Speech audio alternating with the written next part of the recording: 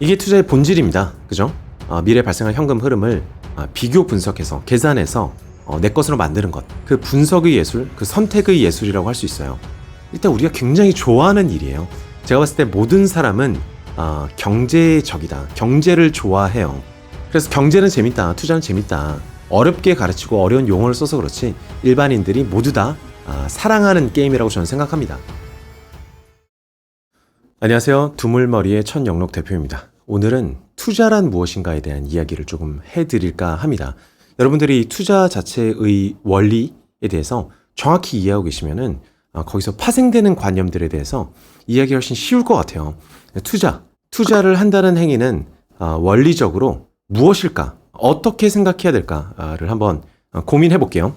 투자는 지금까지 내가 쌓아온 돈을 가지고 지금 목돈을 주고 무언가를 사는 거예요. 무엇을 사느냐? 미래의 현금 흐름을 산다라고 생각하시면 돼요. 그러니까 지금 산 것이 나중에 가격이 오를 거야 하는 게 투자가 아니라 지금 산 것이 현금 흐름, 즉 배당이 됐든 이자가 됐든 무엇이 됐건 월세가 됐건 아무나 상관없어요.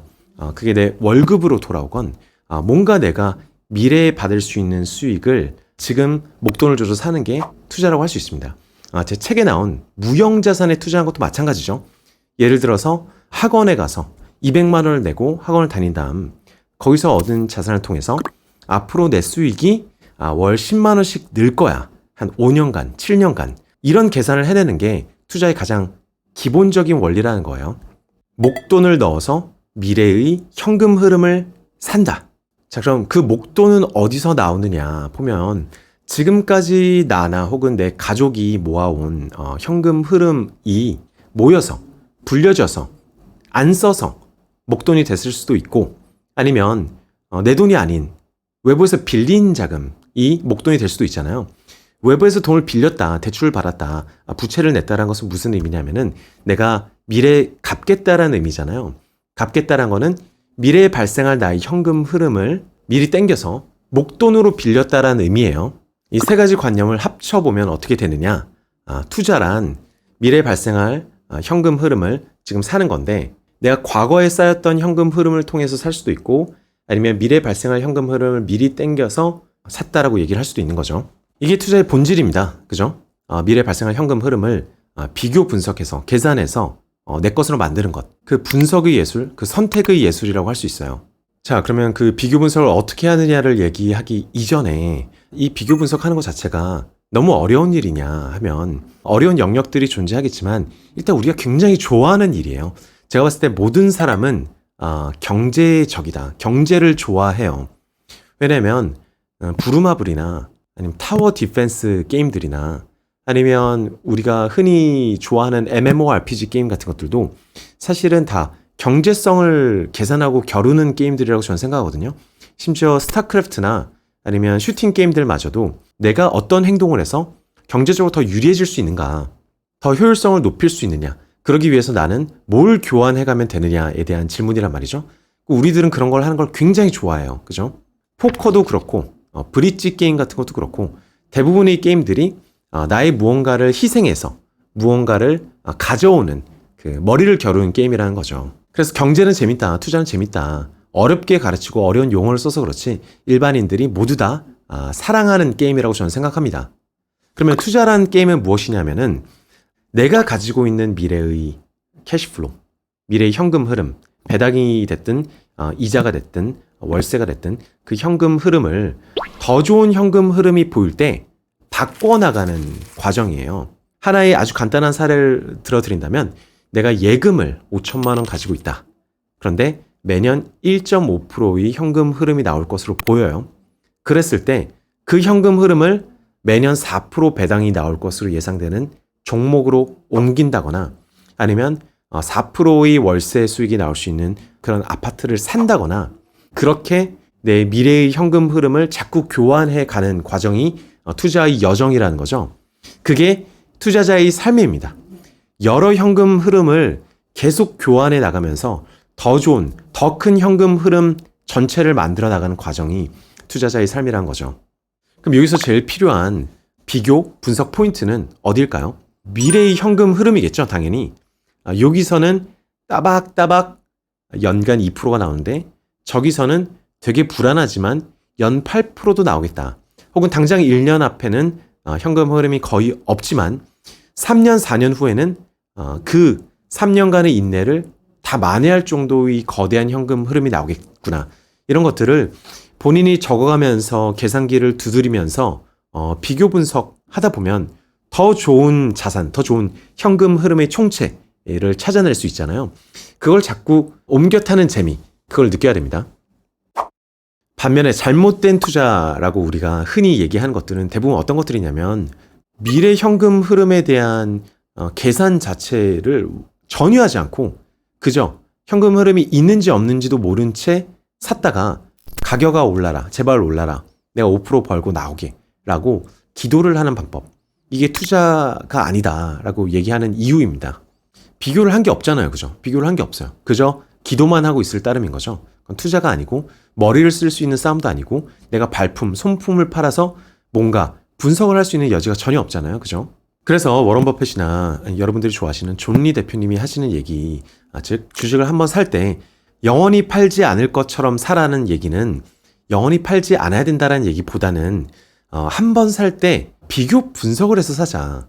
영원히 팔지 않아야 된다면 영원한 현금 흐름을 어느 정도는 내가 계산해서 무엇이 좋고 나쁜지를 비교하는 단계까지는 가야 되는데 그런 것조차 없이 너무 급하게 사서는 안 된다. 이런 얘기를 하고 계신 것 같아요. 어떤 현금 흐름을 내가 샀건 사실 미래에 더 좋은 기회가 나면 바꿀 수 있어야죠. 그래서 저는 사실은 여러 번 매매를 하는 것도 괜찮다. 그 목표만 분명하다면 내가 추구하는 것이 더 나은 현금 흐름, 더 내 성향에 맞고 더 발굴하기 어렵고 더 비대칭적인 현금 흐름을 찾아내는 과정이다 라고 생각한다면 많이 샀다 많이 팔아도 돼요. 그런데 시장에서는 이렇게 현금 흐름 자체를 비교한다는 얘기를 듣기 어렵잖아요. 그죠? 그러다 보니까 우리도 과연 현금 흐름을 비교한 게 맞는지를 잊어버리거나 아니면 아예 들어본 적조차 없는 이런 상황이 되는 겁니다.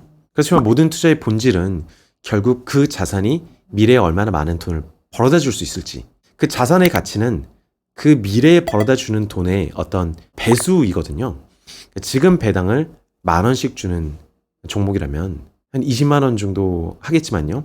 20만 원, 30만 원 정도 하겠지만 그 배당이 점점 늘어나서 나중에는 10만 원, 20만 원씩 배당을 한다.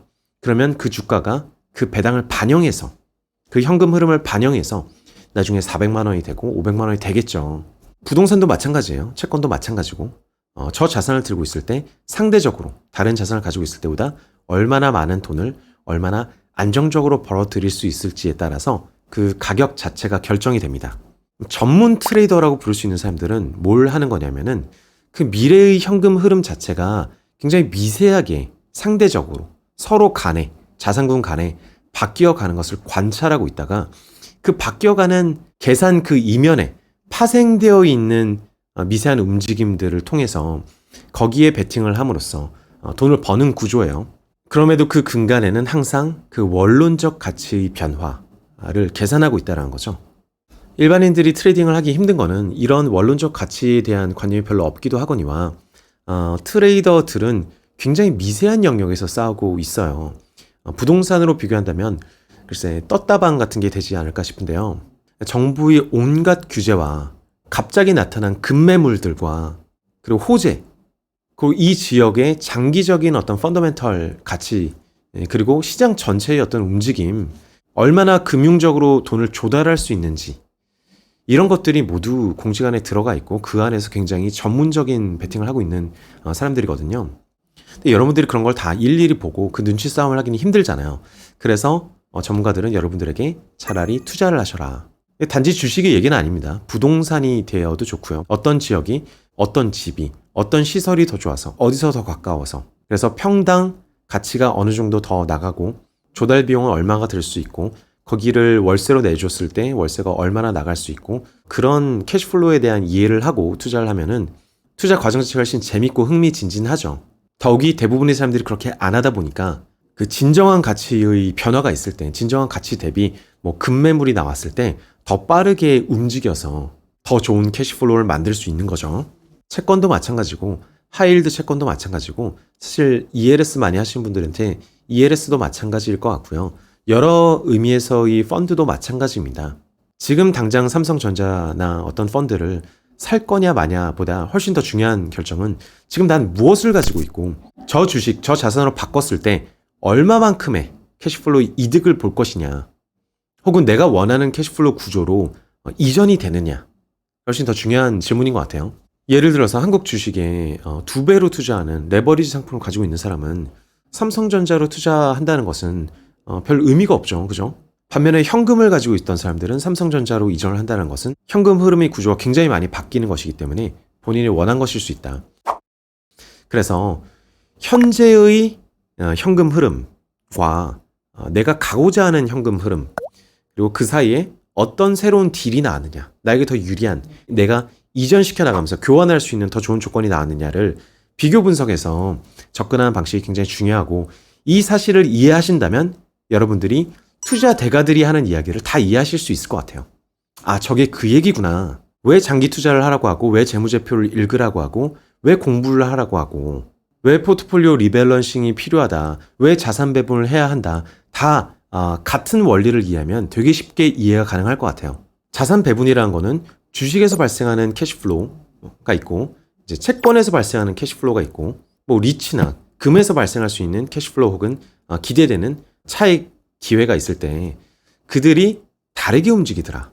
그죠? 각자의 캐시플로우가 있음에도 서로 캐시플로우가 안 좋은 구간에 저쪽에서 더 많은 캐시플로우를 줄 수도 있고, 서로 각 자산으로서 가지고 있는 최강의 무기를 서로 훼손하지 않은 채 다각화를 시킬 수 있다. 여러 갈래의 굉장히 우수한 캐시플로우를 내 포트폴리오 안에 전체에 담는 행위가 자산 배분 혹은 자산 다각화라고 생각하시면 돼요. 다각화라고 얘기하면 굉장히 멋있잖아요. 그죠? 무조건 보수적으로 분산한다고 생각하지 마시고, 나에게 가장 유리한 그 비중과 가장 아름다운 조합은 무엇이 될지 그걸 한번 생각해 보시면 좋겠고, 그 과정에 다른 옵션들과 비교 분석하면서 굉장히 많은 즐거움을 느껴보셨으면 좋겠습니다. 한 말씀만 더 드리면, 제가 만나본 대부분의 사람들은 여러 가지 자산군 중에 자기에게 딱 맞는 자산을 하나 정도는 찾게 되어 있어요. 그게 주식일 가능성 거의 없습니다.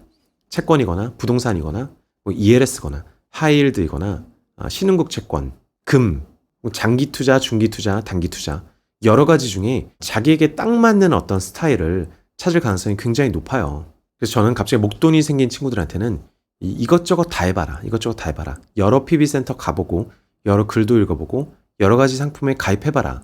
그러다가 자기 성향에 딱 맞는 캐시플로우, 현금 흐름 스타일을 찾아낼 수 있으면은 거기서 나중에 결과적으로 가장 많은 돈을 벌 수 있거든요. 근데 그게 주식일 가능성은 거의 없다.